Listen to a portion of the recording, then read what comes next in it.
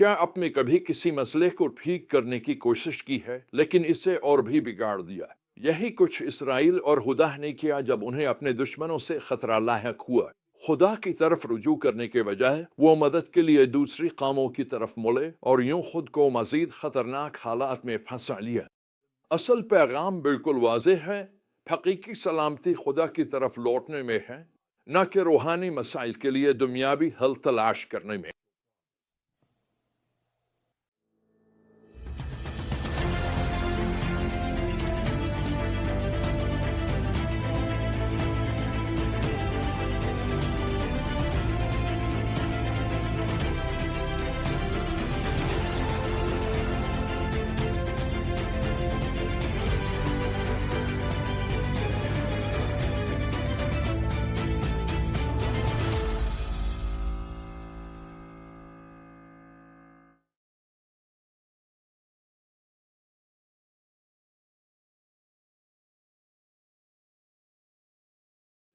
तारीखी पस मंज़र हमें दिखाता है कि जब खतरा लाहिक हुआ तो दो बादशाहतें बहरान में मुब्तला हो गईं। इसराइल और शाम की तरफ से खतरे के वक्त ये यहूदा के बादशाह हज ने एक फैसला कुन कदम उठाया।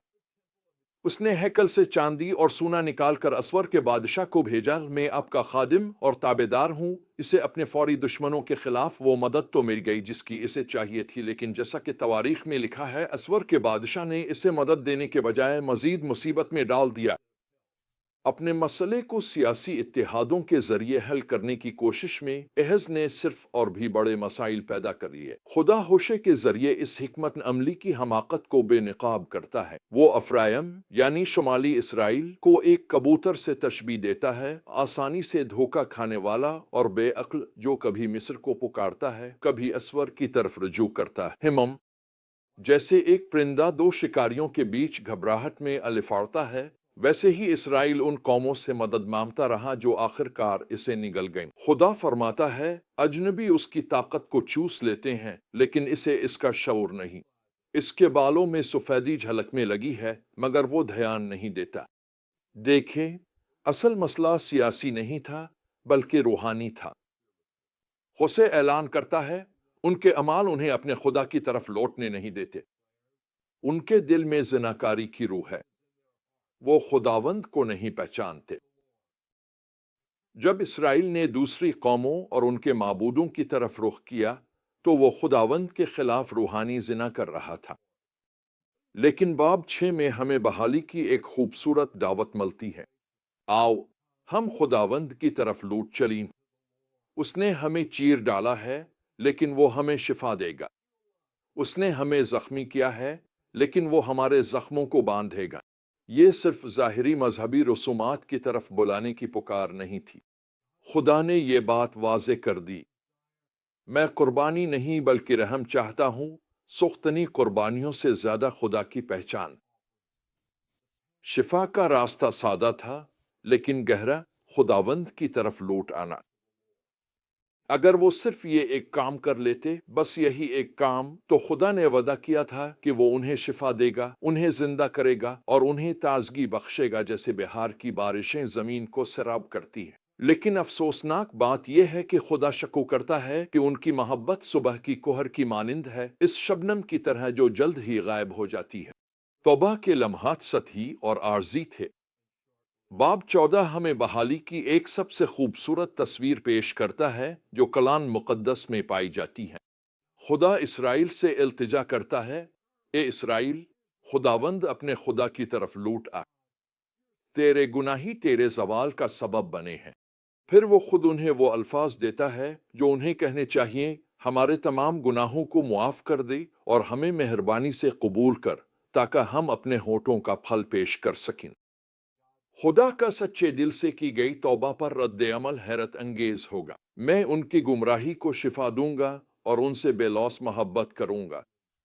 मैं इसराइल के लिए शबनम की मानिंद होऊंगा, वो सोसन के फूल की तरह खिलेगा।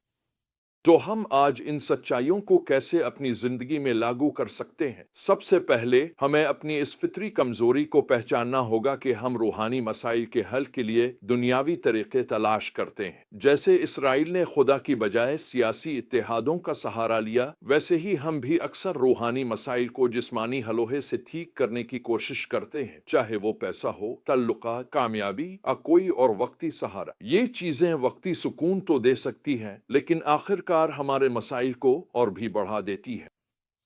खुदावंद की तरफ लौटने की दावत आज भी इतनी ही अहम है जितनी होसे के जमाने में थी। चाहे हमें खुदा से दूर करने वाली चीज कामयाबी हो, आराम व आसाइश, ताल्लुकात या खौफ, हल हमेशा एक ही है, इसकी तरफ वापस लौटना। तजदीद इस दिल पर नाजिल होती है जो टूटा हुआ और पशेमान हो, और इस रूह में जा ठहरती है जो खुदी से मुंह मोड़ कर अपनी नजरें खुदा पर जमा देती है। खुदा का सच्चे तौबा करने वालों के लिए रद्द-अमल आज भी वैसा ही है जैसा पहले था। वो अब भी वादा करता है कि हमारे जख्मों को शिफा देगा, हमें बेलौस मोहब्बत देगा और हमें फलने फूलने देगा। लेकिन इसराइल की तरह हमें सतही मजहबी रसूमात से आगे बढ़कर सच्चे ताल्लुकात की तरफ आना होगा। खुदा अब भी ज़ाहिरी मजहबी सरगर्मियों से ज्यादा रहम और अपनी पहचान चाहता है। होसे की आखिरी आयत दामी हिकमत देती है। खुदावंद की राहें रास्त हैं, रास्तबाज इनमें चलते हैं, लेकिन बागी उनमें ठोकर खाते हैं। वही खुदा जिसने कदीम इसराइल को शिफा और बहाली की पेशकश की थी, आज वही पेशकश तुम्हें और मुझे भी दे रहा है। सवाल यह है कि क्या हम अपनी ही तदबीरों पर भरोसा करेंगे या उसकी तरफ लूटेंगे जो अकेला हमारी रूहों को शिफा दे सकता है। एक ऐसी दुनिया में जो हमारे मसाइल के बेशुमार हल पेश करती है, होसे का पैगाम आज भी जबरदस्त तौर पर मुताल्लिका है। सच्ची सलामती, शिफा और बहाली सिर्फ खुदा की तरफ लौटने से ही हासिल होती है। जब हम इस ताल्लुक की जगह किसी और चीज को देने की कोशिश करते हैं, चाहे वो सियासत हो, दौलत, कामयाबी या इंसानी दानिश, तो हम खुद को मायूसी और नाकामी के लिए तैयार कर रहे होते हैं। लेकिन जब हम फरोतनी के साथ इसकी तरफ लूटते हैं, तो वो वादा करता है कि वो हमें शिफा देगा, बहाल करेगा और हमें ऐसे फलने फूलने देगा जैसे हम कभी खुद से ना कर पाते।